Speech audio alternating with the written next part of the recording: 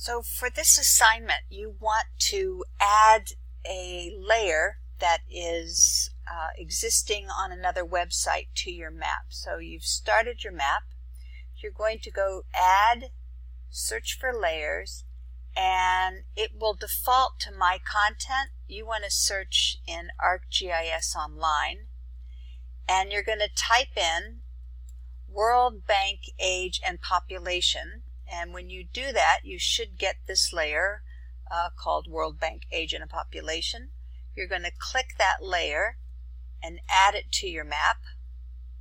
And then you're going to close that and go back out of the Add button. Now, there's your layer. And if I go to my legend, I can see this is an age dependency ratio. But there are many other layers associated with this data that you can choose to show.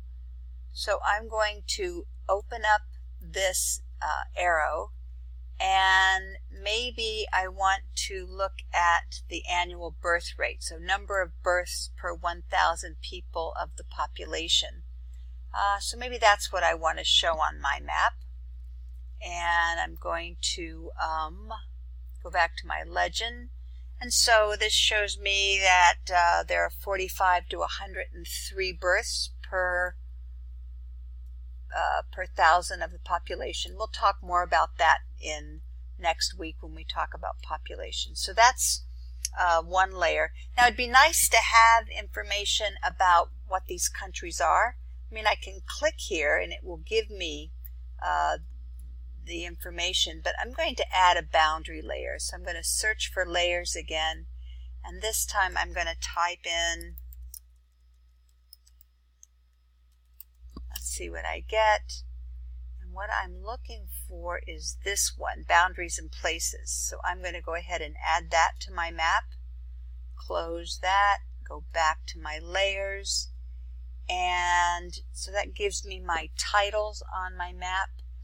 If for some reason, let's close this, my boundaries were underneath, you can't see them, so these are layers like you would have layers of paper. So my word layer, or my boundary layer, is underneath my population layer.